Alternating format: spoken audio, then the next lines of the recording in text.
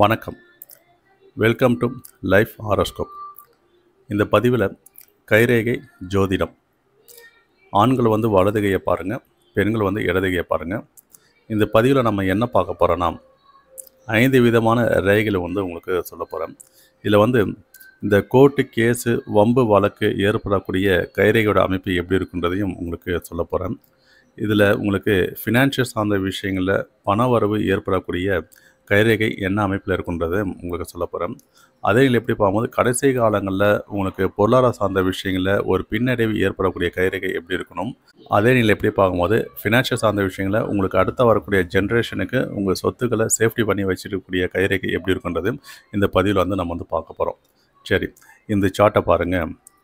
Financial சார்ந்த விஷயங்களில் வளர்ச்சியில் பெறக்கூடிய கைரேகை சொல்லக்கூடிய அமைப்பு இவங்களுக்கு இந்த ப்ளூ கலரில் ஒரு மார்க் போட்டிருக்கேன் பாருங்கள். அந்த மார்க் சொல்லக்கூடிய அமைப்பு கரெக்டாக இந்த புதன் ரேகை சொல்லக்கூடிய அமைப்பு, அதே மாதிரி டிட்டில் ஃபிங்கர் சொல்லக்கூடிய அமைப்பு. இந்த ரேகையை நோக்கின மாதிரி உங்களுக்கு இந்த மாதிரி ஒரு ரேகை அமைப்பு இருக்கான்னு செக் பண்ணி பாருங்கள். அதில் உங்களுக்கு இருதய ரேகை, விதி ரேகை, புதன் ரேகை, இந்த 3 ரேகை இணைவில் மணி ட்ரையாங்கல் ரேகைன்ற மாதிரி ஒரு அமைப்பு இந்த குருமேடு சொல்லக்கூடிய அமைப்பு உங்களுக்கு சிறப்பாக இருந்து அந்த குருமேட்டில் உங்களுக்கு சதுர குறியீடுகள் அமைப்பு இருந்ததுன்னா, இல்லைனா உங்களுக்கு திருசொல் அமைப்பில் ரேகைகள் இருந்தாலும் சரி, உங்களுக்கு பணம் வரவு ஏற்படக்கூடிய அமைப்புன்ற மாதிரி உங்களுக்கு கொண்டு கொடுக்கும். அப்போது இந்த மாதிரி கைரேகை இருந்தனாலே ஃபினான்ஷியல் சார்ந்த விஷயங்களில் நல்ல ஒரு வளர்ச்சிகளை நோக்கி பயணிக்கக்கூடிய கைரேகை சொல்லக்கூடிய அமைப்பு. அதே நிலை எப்படி பார்க்கும்போது இந்த சார்ட்டை பாருங்கள். உங்களுக்கு ஃபினான்ஷியல் சார்ந்த விஷயங்களில் அதே ரேகை தான். ஆனால் இந்த மாதிரி கைரேகை இருந்ததுன்னா பொருளாதார சார்ந்த விஷயங்களில் வரவு செலவுன்ற மாதிரி இருக்கும். ஒரு பணத்தை நம்ம சேவிங்ஸ் பண்ண முடியாது. அப்போது உங்களுக்கு விதி ரேகையோட சூரிய மேடை நோக்கின மாதிரி இந்த மாதிரி ரேகை பயணித்தாலும் அது பக்கத்தில் உங்களுக்கு குருமேடையும் நம்ம கம்பேர் பண்ணோம். இந்த மாதிரி ரேகை இருக்கக்கூடியவங்களுக்கு தேவைகள் பூர்த்தி ஆகக்கூடிய அமைப்பில் இருக்கிறாங்க. ஆனால் அந்த குருமேடு சிறப்பாக இல்லைன்னா பொருளாதார சார்ந்த விஷயங்களில் ஒரு பின்னடைவு ஏற்படும் சொல்லக்கூடிய அமைப்பு. அந்த குருமேடு பள்ளமான அமைப்பில் இருந்து சுக்கிரமேடு வசதி வாய்ப்பில் குறிக்கூடிய மேடு. அந்த சுக்கிரமேட்லேயும் உங்களுக்கு இந்த மாதிரி ஒரு தடை கோடுகள்ன்ற மாதிரி இவங்களுக்கு வரக்கூடாது. அப்போ அந்த சுக்கிரமேடும் நல்ல ஒரு ஆரோக்கியமாக இருக்கணும். அப்போ இவங்களுக்கு திருமணம் ஆன பிறகு மனைவியால் யோகங்கள் கூட ஏற்படும். ஆனால் மனைவியை குறிக்கூடிய கிரகமே சுக்கிரன் தான். பெண்களோட ஜாதத்தில் கணவரை குறிக்கூடிய கிரகம் சுக்கிரமேடு. அப்போ அந்த 2 மேடும் கம்பேர் பண்ணி பார்க்கணும். குருமேடும் சுக்கிரமேடையும் கம்பேர் பண்ணி பார்க்கணும். இந்த 2 மேடுகளும் உங்களுக்கு நல்லா இருந்ததுன்னா உங்களுக்கு ஓரளவுக்கு சப்போர்ட் பண்ணும். ஆனால் மேடுகளில் இந்த மாதிரி ஒரு பொசிஷனில் ரேகைகளோட அமைப்பெலாம் இருந்ததுன்னா உங்களுக்கு பொருளாதார சார்ந்த விஷயங்களில் ஒரு பின்னடைவு ஏற்படும். எவ்வளோ தான் நீங்கள் எஃபெக்ட் போட்டாலும் சரி, அதில் உங்களுக்கு ஒரு வளர்ச்சிகள்ன்ற மாதிரி ஏற்படாது. அடுத்தது உங்களுக்கு இந்த சார்ட்டை பாருங்கள்.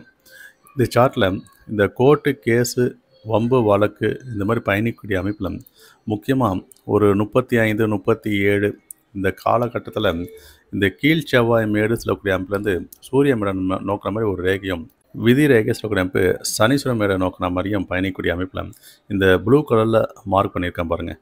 இந்த மாதிரி ஒரு கனெக்டிவிட்டி உங்கள் ரேகையில் வந்ததுன்னா நீங்கள் சிறைவாசம் பயணிக்க வேண்டிய சிச்சுவேஷன்ற மாதிரி அமையும். அது ஃபினான்ஷியல் சார்ந்த விஷயங்களை நீங்கள் பயணிப்பீங்களா, இல்லைனா நீங்கள் இந்த வம்பு வழக்கு சார்ந்த விஷயங்களில் ஏதாச்சும் ப்ராப்ளங்கள் ஏற்பட்டு அது மூலிமா நீங்கள் சிறைவாசம் பயணிக்கக்கூடிய அமைப்பு ஏற்படுமான்றதெல்லாம் அது தனரேகையும் குருமேடும் ப்ளஸ் சூரிய மேடையும் கம்பேர் பண்ணி சொல்லக்கூடிய அமைப்பு. அப்போ இந்த மாதிரி ஒரு ரேகை சொல்லக்கூடிய அமைப்பு இருக்கக்கூடிய அமைப்பு அந்தளவுக்கு சிறப்பு கிடையாது சொல்லக்கூடிய அமைப்பு. ஏன்னா இந்த கீழ் செவ்வாய் மேட்லேருந்து ஒரு ரேகை நம்மளுக்கு விதி ரேகையில் கிராஸ் ஆனாலே நம்மளுக்கு ஏதாச்சும் ஒரு ப்ராப்ளங்களை சந்திக்க வேண்டிய சிச்சுவேஷன்ற மாதிரி அமைச்சு கொடுக்கும். அதுலேருந்து நம்ம மீண்டு வரக்கூடிய வாழ்க்கை ஏற்படுமான்றதெல்லாம் அதுக்கு நம்ம விதி ரேகையும் ப்ளஸ் உங்களுக்கு இந்த சனி மேடும் பொறுத்து அது மாறும் சொல்லக்கூடிய அமைப்பு. ஆகமத்தில் இந்த மாதிரி ஒரு ரேகை அமைப்பு இருக்கிறது அந்தளவுக்கு ஒரு சிறப்பான அமைப்புன்ற மாதிரி வராது. நெக்ஸ்ட்டு இந்த சார்ட்டை பாருங்கள்.